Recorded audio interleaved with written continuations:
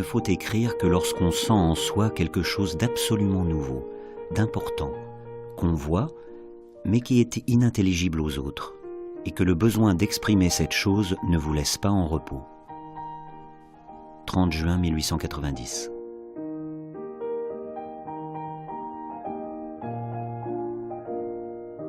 Il avait ses yeux magnétiques, clairs, bleu clair, et des gens disaient que quand ils les regardaient, ils avaient l'impression que les yeux de Tolstoï leur sortaient par derrière la tête. Ma mère dit à un certain point dans ses souvenirs, les yeux parfois tristes et parfois si gais de papa. Et ça, c'est une chose que ma mère toujours disait et insistait, voulait que les gens sachent, que Tolstoï était gai. Tolstoï avait des fous rires et Tolstoï était blagueur. Il était très observateur. Il aimait la vie aussi, hein. Et la nature.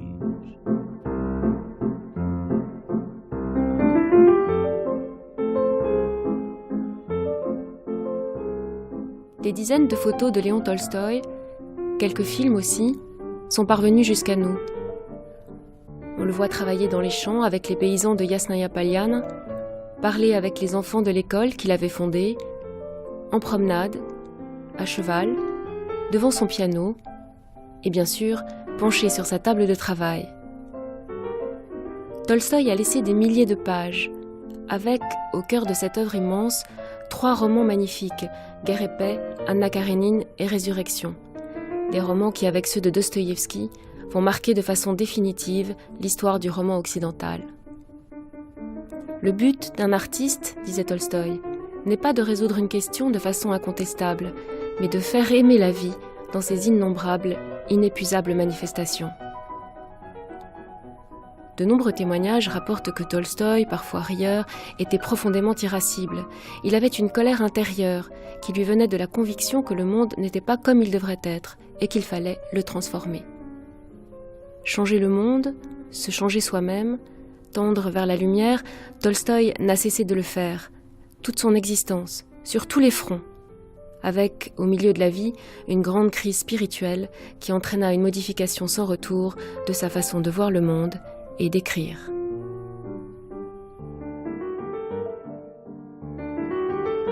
Tolstoï a très tôt eu une immense soif de savoir, mais qui était toujours liée à son exigence morale. Laure Troubetskoy. Tolstoï n'a pas reçu de formation littéraire, mais ça c'était le cas de la plupart des écrivains de son époque. Il a fait des études inachevées et décevantes à la faculté de droit de l'université de Kazan, qui était une très bonne université à l'époque. Mais il a tout un projet de formation encyclopédique dont on a un témoignage dans son journal, dans lequel il fait toutes sortes de programmes. Il faut lire Shakespeare, il faut lire Homère, enfin il a des programmes de lecture extraordinaires, mais qui sont étroitement associés à son programme de formation de la volonté et de formation morale, ce qu'on appelle en russe «работа над собой», le travail sur lui-même. Alors, bien entendu, son programme est désespérant parce qu'il se fixe des objectifs extrêmement élevés qu'il n'arrive pas à suivre. Donc, ce journal se transforme en examen de conscience très sévère vis-à-vis de lui-même. Mais déjà là, il y a donc ce mélange intime d'intérêt intellectuel et d'exigence éthique. Alors, une autre chose que l'on trouve très tôt chez lui, c'est la pratique d'une écriture qui recherche à exprimer la durée, puisque son tout premier projet d'écriture s'appelait « Histoire de la journée d'hier ». Donc, histoire d'une journée dans son déroulement à travers non pas une suite d'événements spectaculaires, mais toute une succession de sensations, de petites actions.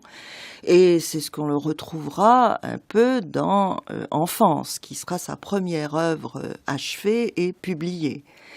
Et c'est l'œuvre par laquelle il se fait connaître dans la vie littéraire. Elle paraît en 1852 et elle paraît dans la mouvance littéraire progressiste qui est celle de la revue Le Contemporain. Tolstoï est très bien accueilli par ceux qui sont les grandes autorités littéraires de l'époque, le poète Nekrasov, qui est le rédacteur en chef de la revue, Tourgueniev, qui s'est rendu célèbre par les récits d'un chasseur, et même le critique radical Tchernychevsky. Quand on le compare, par exemple, à un écrivain comme Dostoïevski ou à d'autres écrivains, ses contemporains, qui ont le même âge que lui, la plupart d'entre eux ont commencé en imitant. Dostoïevski a commencé en imitant Gogol, Tourgueniev a commencé en imitant Pouchkine, etc. Michel Lecouturier. Alors que pour Tolstoï, son école, précisément, ça a été son journal intime. Et donc, du point de vue littéraire, effectivement, c'est un peu un autodidacte qui s'est formé lui-même à l'écriture, n'est-ce pas, qui a inventé un style qui n'appartient qu'à lui, un style de présentation des personnages qui puise précisément dans son expérience d'auteur de journal intime, finalement, de connaissance de soi à travers le journal intime. Ce style que l'on rattache souvent au réalisme, comment le situer plus précisément ? Alors, évidemment, il se rattache à cette école. Je parlais de Dostoïevski, je parlais de Tourgueniev, ses contemporains. Il se rattache précisément à cette floraison de romanciers réalistes qui s'est manifestée en Russie à partir des années 40 à peu près. Donc il y a effectivement une sorte d'école réaliste.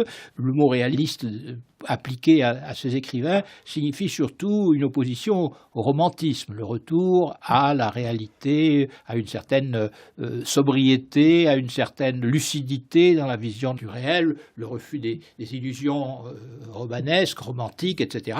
Et de ce point de vue-là, Tolstoï est effectivement un réaliste comme les autres. Ce qui le distingue de ces écrivains que je citais, c'est ce que un de ses premiers critiques a appelé la dialectique de l'âme. La dialectique de l'âme, c'est-à-dire le cours spontané de la vie psychologique, ce que les romanciers du XXe siècle appelleront le monologue intérieur, cette espèce d'attention non pas seulement aux résultats de la vie psychique, aux actions, aux paroles, etc., mais à ce qui se passe vraiment dans la conscience. Ce monologue intérieur, on le retrouve d'ailleurs dans l'un des premiers récits, après Enfance, qui est La tempête de neige.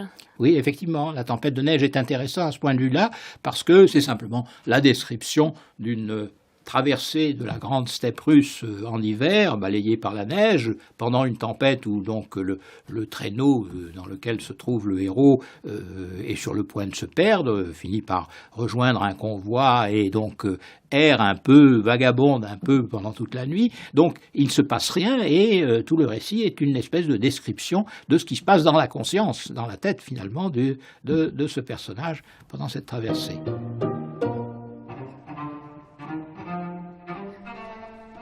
L'œil a beau chercher un nouvel objet où se poser, ni poteau, ni meule, ni palissade, rien. Partout, tout est blanc, blanc et mouvant. L'horizon paraît tantôt lointain et infini, tantôt resserré tout autour de moi à 2 pas de distance. Parfois un grand mur blanc s'élève sur la droite et court le long du traîneau, puis il disparaît soudain et se dresse devant pour s'enfuir plus loin et disparaître de nouveau.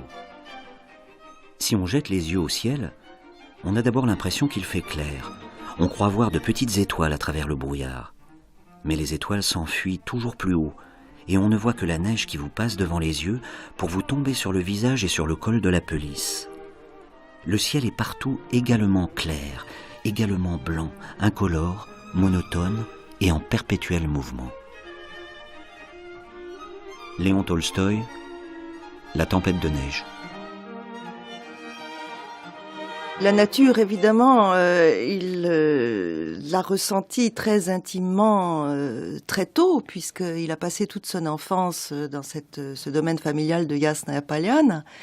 Et par la suite, lorsque sa notoriété littéraire naissante se confirme, il ne semble plus s'orienter dans cette direction-là, puisque la deuxième œuvre qui va attirer l'attention sur lui, ce sont les récits de Sébastopol, où il fait œuvre de correspondant de guerre, bien que la forme de ces récits ne soit pas vraiment celle de correspondance de guerre, mais c'est donc l'autre orientation de son écriture, l'écriture de la guerre avec la problématique du courage.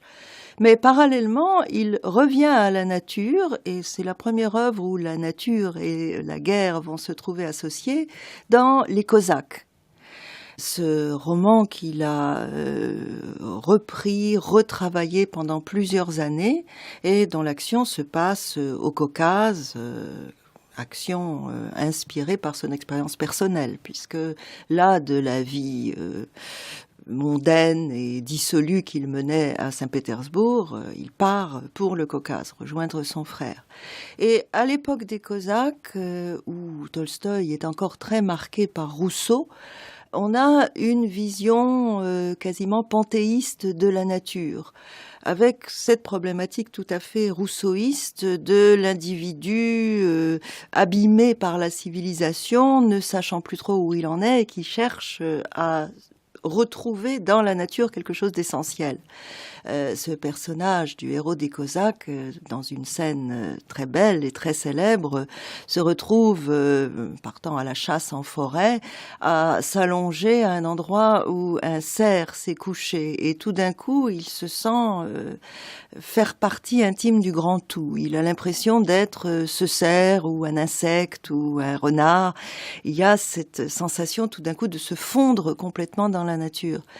Et par la suite, je pense que l'image de la nature sera toujours constante dans la mesure où la nature est liée au cosmos, c'est l'image du cosmos, mais c'est dans Guerre et Paix que cette nature à dimension cosmique va être le plus présente.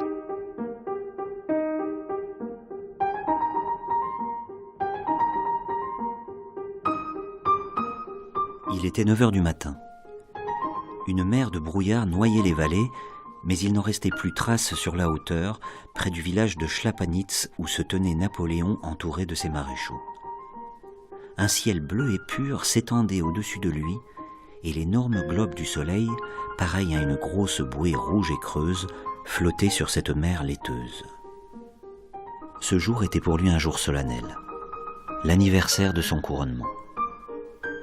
Vers le matin, il avait dormi quelques heures d'un sommeil léger, et reposé, joyeux, il était monté en selle dans cette heureuse disposition d'esprit où tout paraît possible et où tout réussit. Immobile, il tenait les yeux fixés sur les hauteurs qui dominaient le brouillard, et son visage froid reflétait cette assurance, cette confiance en un bonheur bien mérité qu'on voit à des adolescents amoureux et comblés. Léon Tolstoï, Guerre et Paix. Alors, le fait que ce soit un roman, une grande œuvre, je crois que ça fait partie du dessin, précisément. Alors, il y a eu la rencontre de plusieurs facteurs. L'un est le fait qu'il s'est marié, il a tout son temps, etc. Enfin, mettons cette préoccupation qu'il a longtemps poursuivie, qui est de trouver une femme, n'est-ce pas? Il a été, effectivement, pendant toutes ces années de jeunesse, on le sent, cherchant, faisant la cour à telle et telle jeune fille, avec toujours l'espoir secret de trouver celle qui lui permettra de reconstituer son univers familial. En 1862-63, au moment où il commence Guerre et Paix, il l'a trouvé, donc il a sa liberté d'esprit, en quelque sorte, et il entreprend ce grand roman. Mais ce facteur-là coïncide avec un autre, enfin plusieurs autres d'ailleurs. D'une part, l'intérêt qu'il a toujours eu pour l'histoire. Il a commencé très tôt à lire des ouvrages historiques, et notamment des histoires de la guerre de 1812 contre Napoléon, qui est un épisode qui a beaucoup marqué la conscience de la Russie. C'est quand même un grand moment de la vie de la Russie au début du siècle, n'est-ce pas? La grande guerre de libération nationale, que les Russes appellent la grande guerre patriotique, qui est d'une certaine façon le début d'une nouvelle conscience nationale de la Russie. Tolstoï s'y est toujours intéressé, et il s'y est intéressé en historien, en lisant les histoires écrites par des historiens russes, mais également des historiens français sur l'histoire de la guerre de Napoléon, est toujours mécontent de ce qu'écrivaient ces historiens, parce qu'ils trouvaient qu'ils parlaient des grands hommes, ils parlaient des événements tels qu'ils étaient vus par les commandants des armées, etc., mais ce n'était pas l'histoire véritable telle qu'elle se faisait au niveau de la vie de chacun. Alors son rêve, au fond, c'était d'écrire une histoire véridique, véritable, c'est-à-dire qui soit ancrée dans la vie quotidienne des gens qui ont vécu à ce moment-là. Et parmi les gens qui ont vécu à ce moment-là, il y a eu notamment son père et sa mère, qu'il n'a guère connus, mais que... alors la guerre et la paix, c'est aussi partiellement une tentative de reconstitution de la jeunesse de ses parents, son père qui renaîtra sous les traits de Nicolas Rostov, c'était Nicolas Tolstoï, donc qui est Nicolas Rostov, et sa mère, Marie Volkonski, qui deviendra Marie Bolkonski, épouse de Nicolas Rostov, n'est-ce pas? C'est à partir de cette matrice, au fond, qu'il imagine deux des personnages principaux de ce roman. Mais finalement, quelle est la vision de l'histoire? Qu'est-ce qui fait le temps? Qu'est-ce qui fait les événements? Alors, sa vision de l'histoire, c'est précisément que Napoléon n'est qu'au fond une sorte de marionnette qui croit diriger le cours des événements, alors qu'il ne fait que être l'instrument de forces plus profondes. Alors, le rôle de l'historien romancier, du romancier qui se veut historien, c'est de définir ces forces pas d'une façon précise, à la manière d'un savant qui donnerait, chiffrerait, etc., mais de donner le sentiment précisément que ce qui fait l'histoire, ce n'est pas Napoléon, c'est le peuple russe, c'est aussi bien le paysan qui brûle ses récoltes et qui refuse, qui fuit devant l'invasion et qui par conséquent contribue à isoler l'armée de Napoléon dans cet immense pays. Koutouzov Justement, Koutouzov est opposé à Napoléon parce que précisément lui est le général, celui qui occupe une place importante, mais le général modeste vis-à-vis de l'histoire, c'est-à-dire lui qui sait, modeste, pas dans l'expression extérieure, mais simplement parce qu'il ne cherche pas à diriger les événements. Il dort pendant un conseil de guerre, par exemple, c'est tout à fait caractéristique, parce qu'il sait que ce ne sont pas les ordres qu'il va donner qui vont être décisifs, c'est l'esprit de la nation qu'il incarne. Tolstoï apprécie ce rôle d'un homme public, d'un général, mais qui ne se prend pas pour un moteur de l'histoire. Bon, il faut dire que j'ai lu Guerre et paix, d'ailleurs assez tard par rapport aux adolescents de ma génération. J'ai découvert Guerre et paix à 16 ans. En Russie. En Russie, j'avais lu d'autres textes avant, mais ça a été une première lecture véritablement sérieuse de Tolstoï. Louba Jurgenson. Et d'une part, Guerre et paix bouscule tous les canons romanesques auxquels on est habitué lorsqu'on lit à l'âge de 16 ans. Guerre et paix est un texte dont on a un peu de mal à définir véritablement le genre, même si on sait que c'est un roman, mais c'est aussi une épopée, c'est un roman historique. Et le traitement très particulier des personnages représentait quelque chose de tout à fait bouleversant. C'est-à-dire, Tolstoï peint des destins, des destinées inachevées, il n'éprouve pas le besoin de conclure. Et il est intéressant aussi de voir que l'un des personnages principaux, le prince André, disparaît au milieu du roman. Et d'ailleurs, il a en quelque sorte, il connaît deux morts.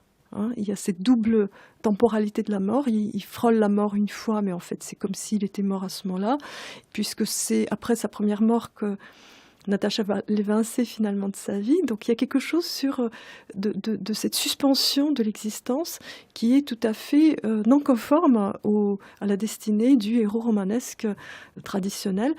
Et c'est aussi le traitement du détail qui pouvait paraître très original, parce que c'est effectivement là-dessus que Tolstoï fonde son esthétique. Et par la suite, j'ai beaucoup réfléchi sur cette question de l'isolement d'un détail, dont d'ailleurs parle beaucoup Shklovsky, sur la technique de défamiliarisation aussi, qui est un des procédés quand même sur lesquels tient l'esthétique de Tolstoï, cette façon de décrire le monde comme si on le voyait pour la première fois. C'est-à-dire, Tolstoï s'attaque à la convention. Et justement, à l'âge où on commence à intégrer les conventions littéraires, se confronter à cette déconstruction de la convention est tout à fait déboussolant. On peut prendre quelques exemples de cette défamiliarisation ? Bon, l'exemple le plus connu, celui que cite Shklovsky, que citent d'autres à la suite de Shklovsky, c'est la scène où Natacha assiste à une représentation d'opéra, alors qu'elle commence déjà à être amoureuse d'Anatole. Et à ce moment-là, cette scène d'opéra lui apparaît totalement déconstruite, c'est-à-dire elle voit non pas des personnages d'opéra, mais des gens qui ouvrent la bouche et qui laissent échapper des sons. Elle voit non pas la salle qui est représentée, mais des planches. Et surtout, elle voit non pas la lune, mais un trou dans le plafond. Et ce trou va, à mon sens, accompagner Tolstoï tout au long de ses œuvres, puisque ce sera ce trou qui donne finalement sur l'autre monde et dans lequel va s'engouffrer Ivan Ilyitch au moment de sa mort. Donc c'est un trou dans la représentation du monde. Le 24 février 1870, 2 mois après la publication de Guerre et paix, Tolstoï a l'idée d'un nouveau personnage. Sofia Andreïevna note dans son journal. Hier soir, il m'a dit qu'il lui était apparu le type d'une femme mariée de la haute société, mais qui s'est perdue. Il disait que sa tâche était de montrer cette femme comme pitoyable, mais non coupable. L'idée aboutit 3 ans plus tard. Michel Le Couturier. Anna Karénine est une œuvre qui est aussi importante que Guerre et paix. C'est une œuvre qui se... On retrouve évidemment à la fois l'art du grand romancier, on retrouve d'une certaine façon ces problèmes. Le personnage de Constantin Lévin, par exemple, dans Anna Karénine, c'est un peu un personnage d'une certaine façon autobiographique ou fondé sur l'observation de soi, comme l'était Pierre Besukhov dans Guerre et paix. Donc il y a des analogies, cela dit, c'est un roman contemporain. Par conséquent, ce qui est au centre, c'est une certaine problématique de la société contemporaine. Et cette problématique, pour Tolstoï, c'est avant tout la problématique de la famille, d'où le rôle central, évidemment, que joue une femme mal mariée, mariée à un homme qu'elle n'aime pas, et qui donc se rend coupable d'adultère, qui obéit à l'amour véritable qu'elle éprouve pour un autre homme. Et Tolstoï pose ce problème en termes moraux, tout en y répondant par l'épigraphe qui est une citation de l'Évangile où le Seigneur dit « C'est à moi qu'appartient la rétribution », c'est-à-dire ce n'est pas à la société, au fond, de juger le crime supposé de la femme adultère, dont finalement la société est elle-même responsable, puisque c'est elle qui l'a enfermée dans un mariage qui ne répondait pas à ses sentiments. Le problème, évidemment, il n'y a pas de réponse. On ne peut pas dire qu'il y ait dans ce roman une réponse à ce problème moral au fond, du conflit entre le devoir conjugal imposé par la société et les sentiments véritables. Le conflit est posé, tout simplement, n'est-ce pas? Et Tolstoï laisse le lecteur libre, au fond, de lui apporter les réponses, et on a donné différentes réponses, où il y a eu différentes interprétations, et du personnage, de sa culpabilité ou non-culpabilité, etc.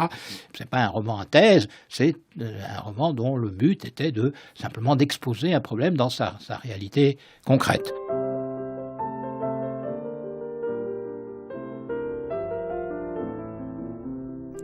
Après un mot d'excuse, il allait continuer son chemin quand soudain, il se retourna, ne pouvant résister au désir de la regarder encore.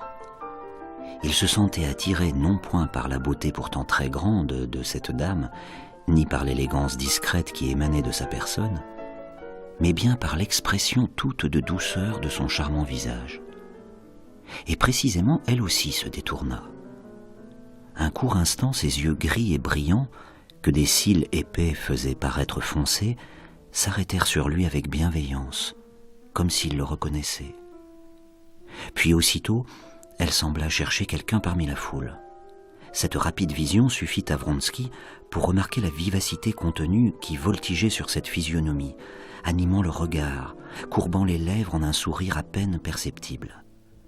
Regard et sourire décelaient une abondance de force refoulée. L'éclair des yeux avait beau se voiler, le demi-sourire des lèvres n'en trahissait pas moins le feu intérieur. Anna Karénine.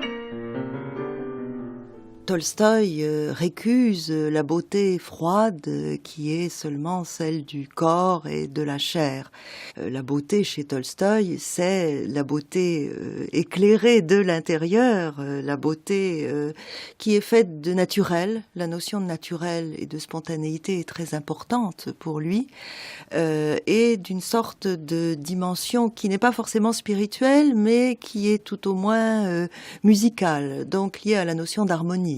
C'est, face à la superbe et terrible Hélène, Natacha qui est si musicale, Natacha qui est si spontanée. Et chez Anna Karénine, il y a un peu les deux. Anna Karénine est très belle, elle est dans toute la plénitude de sa beauté de jeune femme. Elle est très spontanée, il y a en elle quelque chose de rayonnant, ce que l'on voit très bien lors de sa rencontre avec Vronsky, sa première rencontre justement à la gare.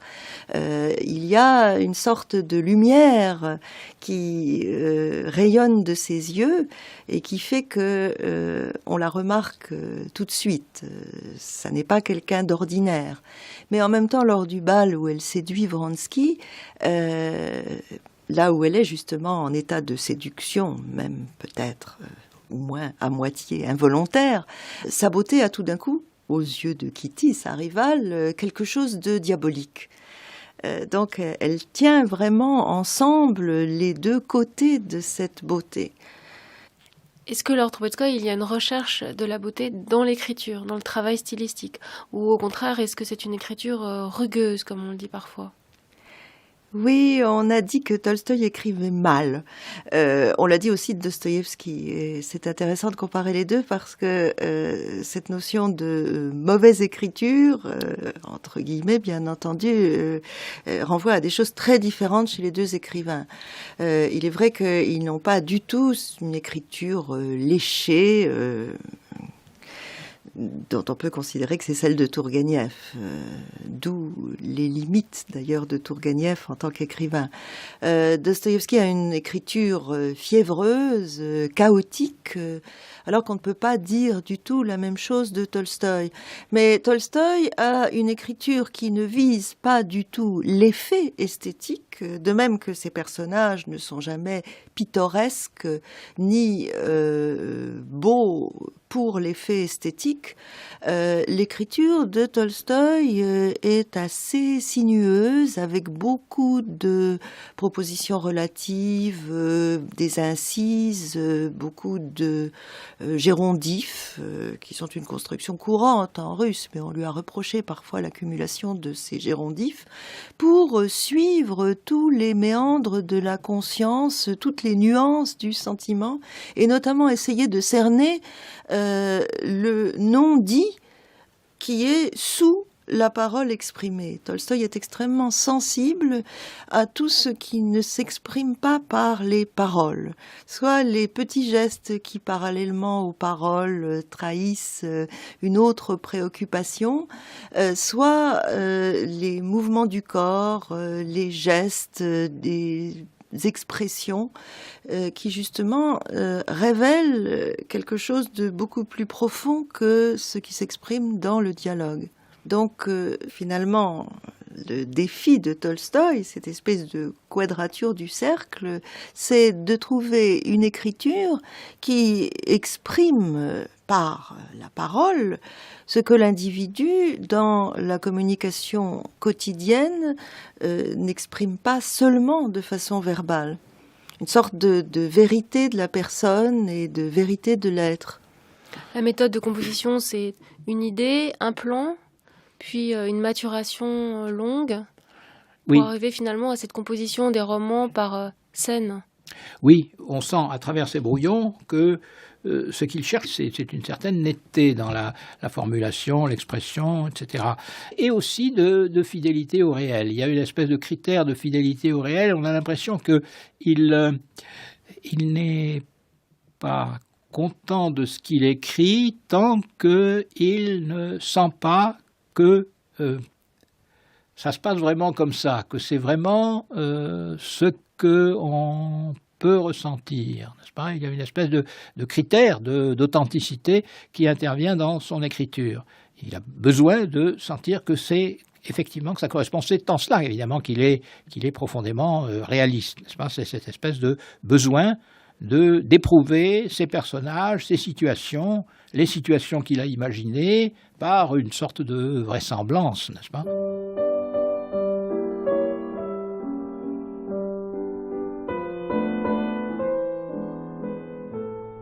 4 janvier 1972, Vladimir Jankélévitch.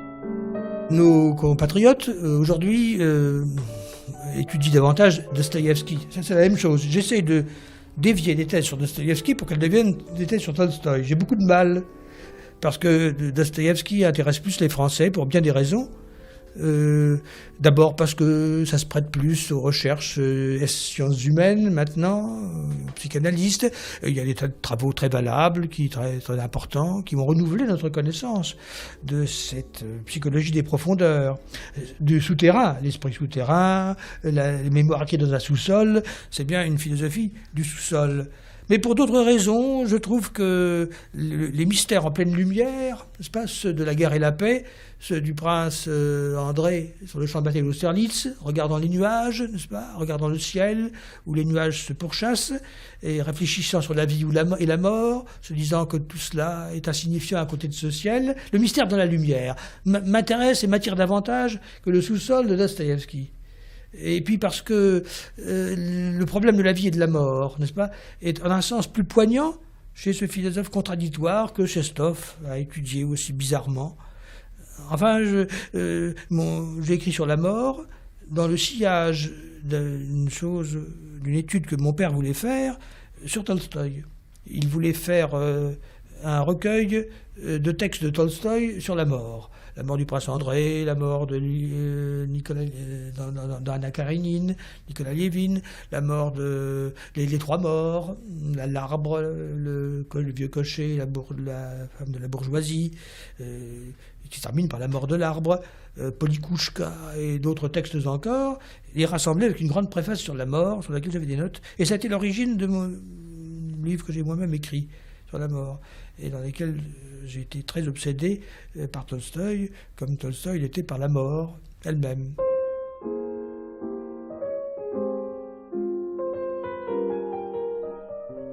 Depuis le moment où, auprès de son frère mourant, Lévin avait entrevu le problème de la vie et de la mort à la lumière des convictions nouvelles, comme il les nommait, qui de 20 à 34 ans avaient remplacé les croyances de son enfance, la vie lui était apparue plus terrible encore que la mort. D'où venait-elle ? Que signifiait-elle ? Pourquoi nous était-elle donnée ? L'organisme et sa destruction, l'indestructibilité de la matière, la loi de la conservation de l'énergie, l'évolution, ces mots et les conceptions qu'ils expriment étaient sans doute intéressants du point de vue intellectuel, mais quelle utilité pouvait-il se présenter dans le courant de l'existence ? Et Lévin, semblable à un homme qui, par un rude hiver, aurait échangé une chaude fourrure contre un vêtement de mousseline, sentait non par le raisonnement, mais par tout son être, qu'il était quasi nu et destiné à périr misérablement. Léon Tolstoï, Anna Karénine.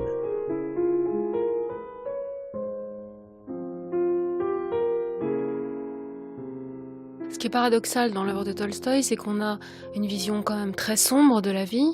La mort est présente partout. Donc qu'est-ce qui fait finalement l'espèce de force vitale, d'humanité que l'on éprouve à la lecture de Tolstoï ?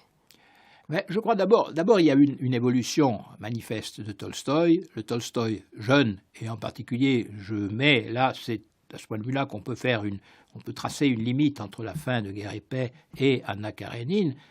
Guerre et Paix est un roman optimiste, en simplifiant un peu les choses, tandis qu'Anna Karénine est plutôt un roman pessimiste, effectivement, puisque même, comme vous l'avez dit, le personnage principal, Lévin, qui représente pour Tolstoï un certain idéal de vie, qui est en même temps un idéal moral, etc., il finit dans une espèce de dépression profonde qui l'amène au bord du suicide et dont il ne se guérit. Enfin, à la fin du roman, on a l'impression qu'il en est revenu un peu, mais on ne sait pas encore par quels moyens. Donc Anna Karénine est plutôt une œuvre pessimiste, alors que Guerre et Paix est effectivement une œuvre qui est traversée par une espèce de force vitale élémentaire, qui d'ailleurs se termine par un happy end, n'est-ce pas? Les dernières images de Guerre et Paix, c'est la fondation d'une famille, la naissance d'un enfant, le bonheur retrouvé d'une jeune femme, Natacha, qui a hésité, dont il y a eu une vie sentimentale agitée et qui retrouve le bonheur précisément dans un mariage qui fait d'elle une simple mère de famille, n'est-ce pas?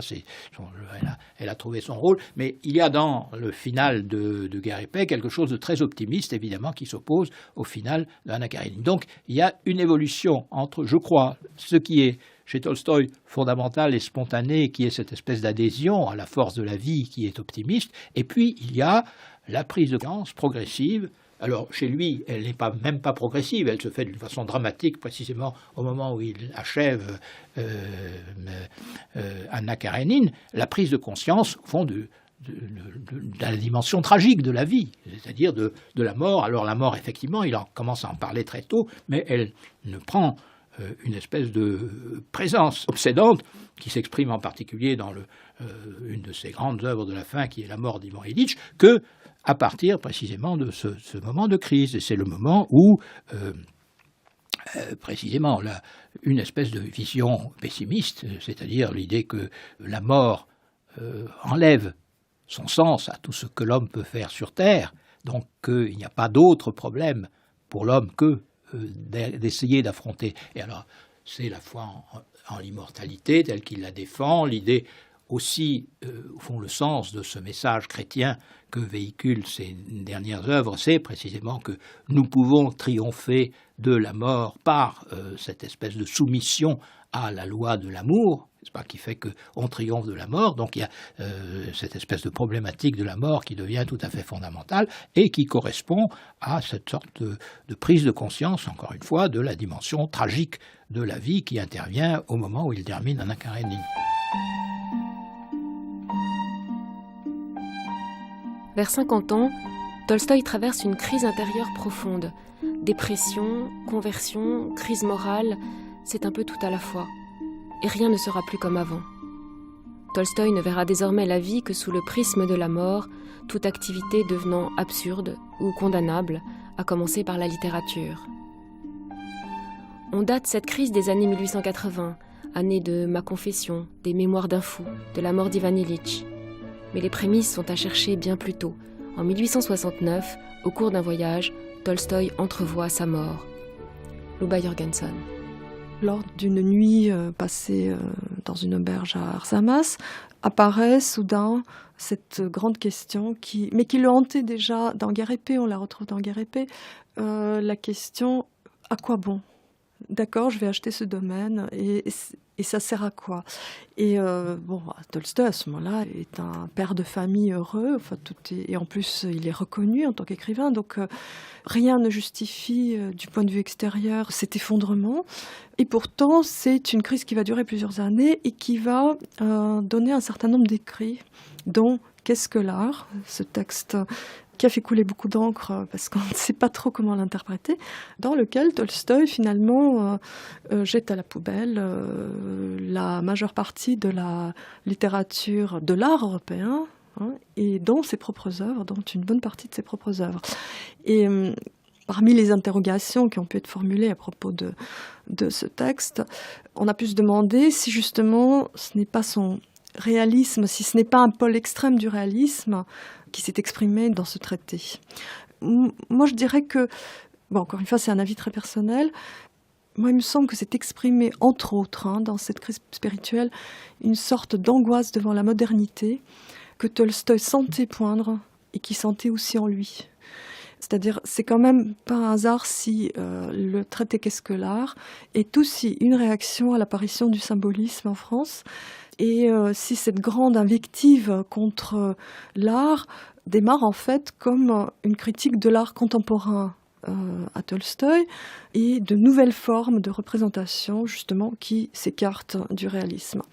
Tolstoï sentait que l'espace esthétique européen était gros d'une nouvelle forme d'art Et je pense que l'angoisse que ça a pu engendrer a contribué à donner à sa crise spirituelle cette forme de refus de l'art. Vous savez qu'il y a les œuvres de fiction qui sont de la première moitié de sa vie, puis il s'est converti, disons, en 80, il a répudié même sa littérature, et il a écrit des textes théoriques contre l'État, contre l'Église, contre l'armée, contre la justice de classe. Dominique Fernandez. Propositions sur la famine, sur tous les grands problèmes de l'actualité russe, et il dénonce avec une violence extraordinaire, au point qu'il se fait excommunier, vous savez, vers 1900, après son roman Résurrection, il décrit la messe comme une chose grotesque et mais tout, il s'engage à fond contre la prison, contre la torture, contre le knout,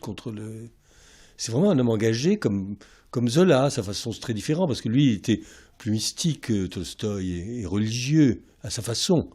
Mais c'est un vrai combattant. C'est ça qui est passionnant, parce qu'il avait tout. Il était contre Tolstoï, riche, il avait une magnifique propriété. Il aurait pu très bien se contenter d'écrire, comme Tourguenieff, par exemple. Mais non, il était en révolte contre son propre milieu, contre sa classe. Et ça, je trouve ça très, très beau.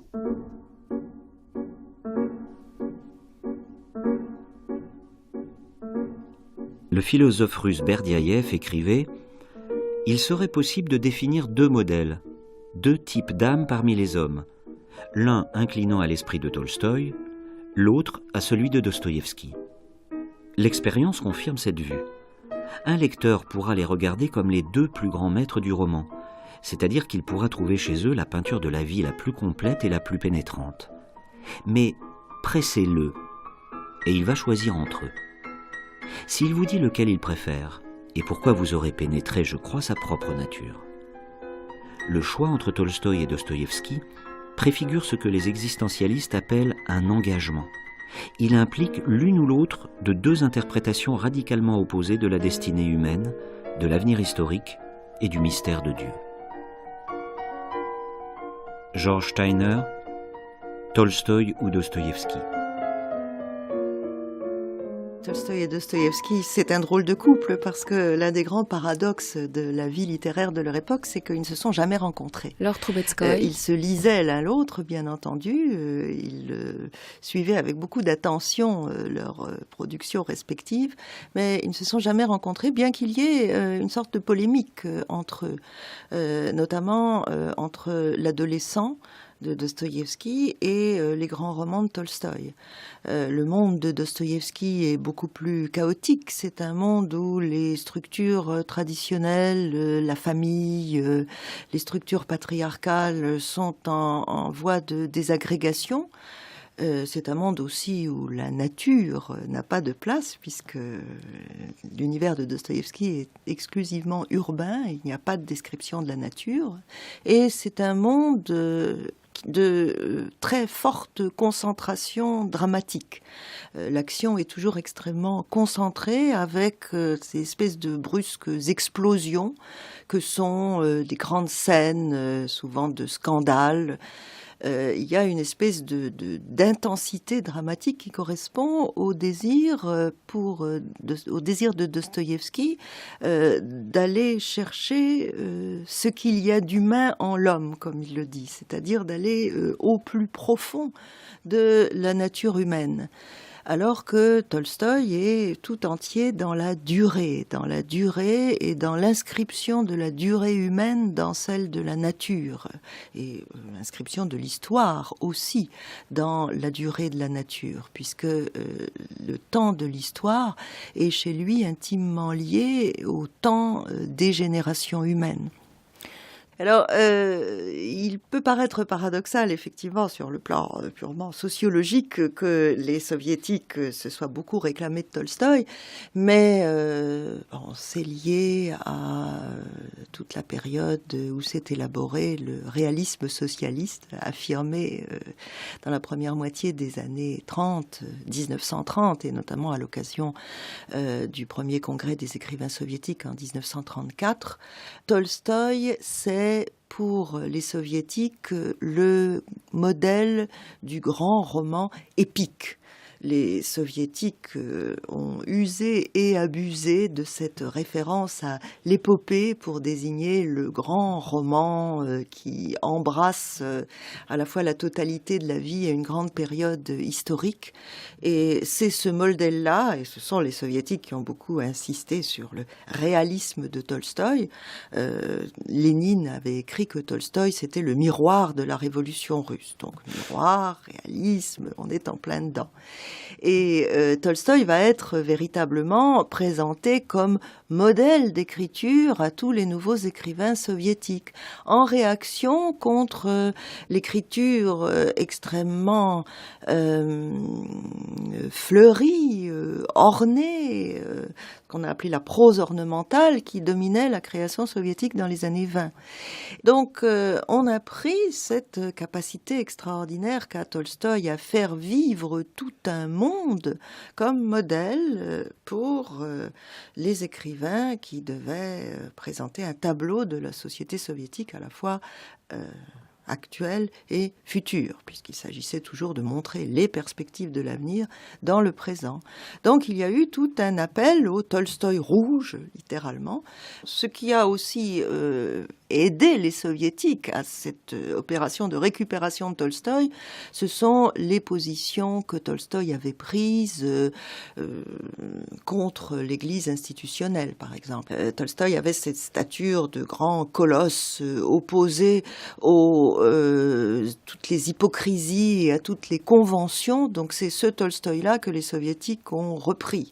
Mais en revanche, ce qui était inacceptable pour les soviétiques, c'était d'abord l'engagement religieux de Dostoïevski, qui se faisait beaucoup plus dans le cadre de l'Église orthodoxe que la quête de Tolstoï, qu'il avait au contraire amené à la rupture avec l'Église.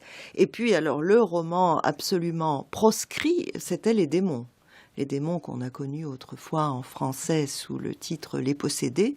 Les démons où Dostoïevski annonçait de façon tout à fait prophétique tous les dangers de la révolution en Russie. Et c'est un roman qui a été longtemps interdit en Russie soviétique, qui n'a été réédité que très tard, et qui était inversement le roman culte de tous les dissidents ou même contestataires qui se le procuraient et qui le lisaient.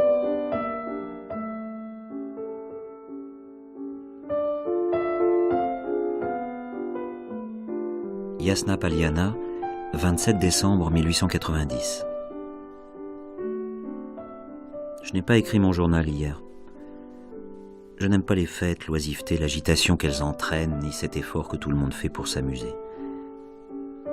Ce matin, j'ai commencé Le sens de la vie de Rod et n'ai pas pu m'arracher à cette lecture.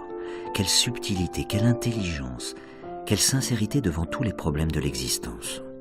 Avec quelle vérité et quelle simplicité il examine toutes les situations graves que crée la vie quotidienne. Et la langue est magnifique. Ce livre a réveillé en moi l'intérêt depuis longtemps assoupi pour tout ce qui touche à la vie spirituelle. J'ai senti tout à coup la possibilité de rejeter la doctrine opprimante de Lyovochka, de me créer une vie intime qui n'appartint qu'à moi. Enfin la possibilité d'une renaissance spirituelle. Sophie Tolstoï, Journal. L'histoire du couple Tolstoï est une des choses les plus extravagantes qui soit. Ils se marient, lui, à 34 ans, elle a 18, et puis ils tiennent chacun leur journal pendant 48 ans. Donc 48 ans de mariage, 13 enfants, et ils ne se supportaient pas. Et ils se lançaient des critiques réciproques, des vannes terribles.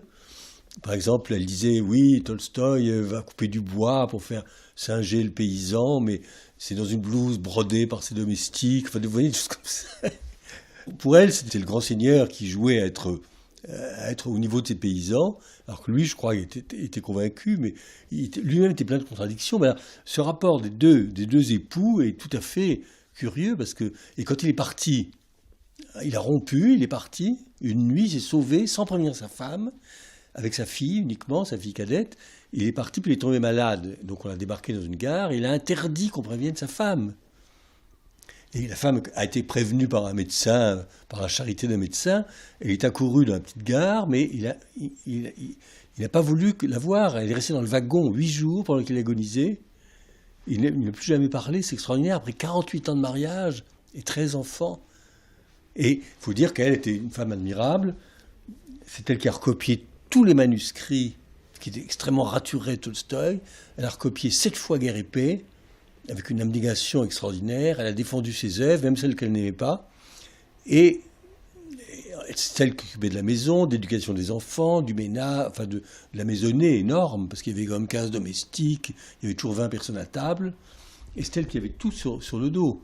Il y avait toutes sortes de personnes qui passaient aussi, qui venaient. Il y avait des invités illustres, il y avait Tourguenieff, il y avait Rachmaninov, il y avait tout le monde passé. C'était surtout, plus il vieillissait, plus c'était un écrivain international. Je veux dire, le monde entier venait le voir. Il y avait des Français aussi qui sont venus le voir, enfin du monde entier.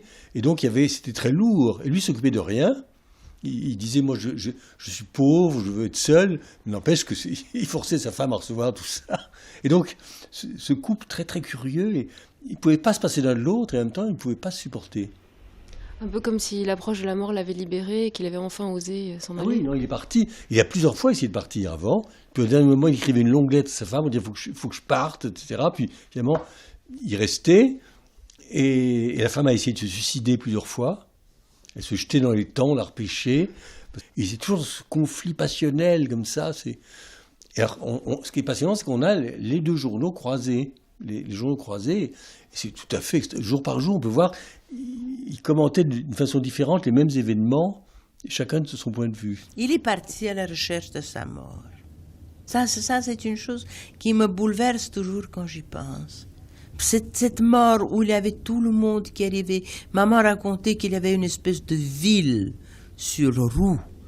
Parce qu'arrivaient les correspondants du monde entier, il n'y avait rien, il n'y avait même pas une auberge.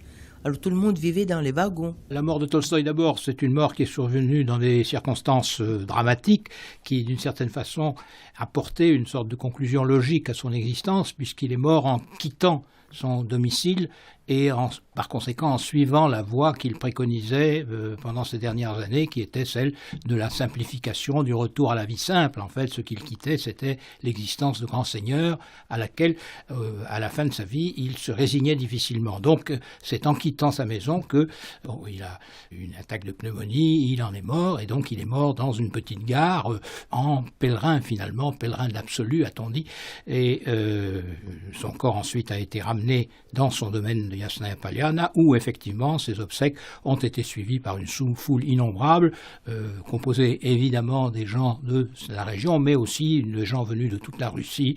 En particulier, on peut citer les souvenirs du poète Boris Pasternak, qui à ce moment-là avait 20 ans et qui a été emmené par son père, le peintre Léonid Pasternak, qui avait illustré Tolstoï, pour assister à cette cérémonie. Enfin, c'est un exemple parmi d'autres. Évidemment, les Russes qui sont venus assister à ses obsèques se comptent par milliers. Il a été enterré dans sa propriété de Yasnaya Poliana, où donc sa tombe se trouve toujours sans aucun monument, sous un bouquet d'arbres, dans la forêt de son domaine de Yasnaya Poliana. C'est à 200 km au sud de Moscou, c'est complètement isolé. Il reste 400 hectares du parc sur 2000 qu'il y avait. Mais quand on dit parc, c'est pas ça du tout, parce que c'est la nature. C'est des forêts, de bouleaux, des bois, une rivière. C'est merveilleux. Et la maison, c'est un manoir blanc, assez grand, mais pas tellement, quand on pense qu'il avait 13 enfants. Et les domestiques, c'est pas du tout luxueux. C'est une gentilhommière de campagne. Et c'est la plus belle maison d'écrivain que je connaisse, parce que d'habitude, les maisons d'écrivains sont ou des maisons d'enfance qui quittent après, comme Combourg ou Chateaubriand, ou des maisons que l'écrivain achète quand il a réussi.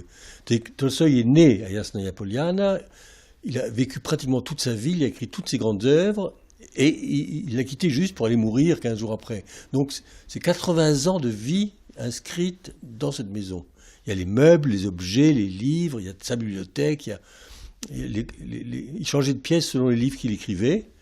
Et ça, c'est extrêmement émouvant. Et il y a l'écurie, parce que c'était un grand cavalier, vous savez, et Sa chambre, c'est une cellule avec un petit lit de fer, avec un petit couvre-pied blanc, vous savez, comme dans les petites auberges de campagne, un pot à eau. Enfin, c'est extrêmement simple et c'est imprégné de sa présence. Et ça, c'est très beau, je trouve. Colette Tolstoï, il y a un dernier lieu qu'il faut évoquer, c'est la gare d'Astapovo, où Tolstoï est mort, qui est resté un musée.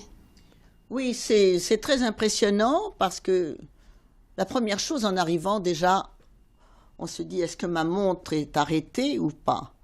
Parce que la pendule sur le quai de la gare est restée depuis 98 ans, à l'heure à laquelle est mort Léon Tolstoï.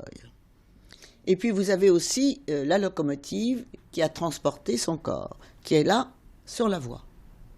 Donc, et dans cette maison, cette petite maison, donc, qui était habité par celui qui dirigeait la gare d'Astapovo, parce que c'était, vous savez, en Russie, il y a des grades pour tout, comme vous savez.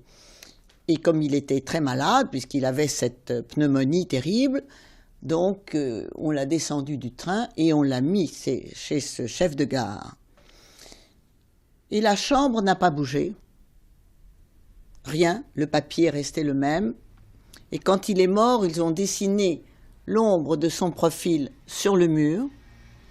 Il y a sa bouteille d'eau, son verre, ses vêtements. C'est extraordinaire.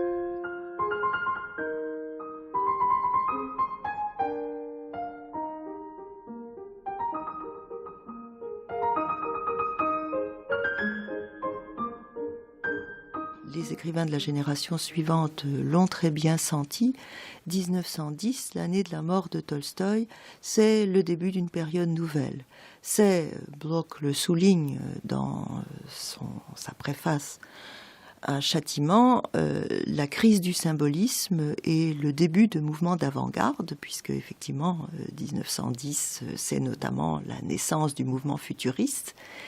Et il est significatif qu'un universitaire américain ait publié assez récemment, en 1996 je crois, un ouvrage qui s'appelle 1910, The Emancipation of Dissonance. 1910, la libération, l'émancipation de la dissonance. C'est un ouvrage dans lequel il ne s'agit pas de Tolstoï, mais qui montre comment la dissonance se trouve, à partir de 1910, érigée en principe esthétique. Il prend notamment l'exemple de Schoenberg et de son système atonal dans le domaine de la musique et de l'expressionnisme allemand en peinture. Donc effectivement, c'est peut-être aussi ce qui a frappé, ce qu'ont senti les contemporains, c'est qu'il y avait chez Tolstoï, certes, une contradiction fondamentale entre ses exigences éthiques et le principe de la vie telle qu'elle s'exprimait dans son art, mais il y avait aussi une sorte d'harmonie encore entre éthique et esthétique qui n'existera plus sous cette forme dans le monde de la modernité.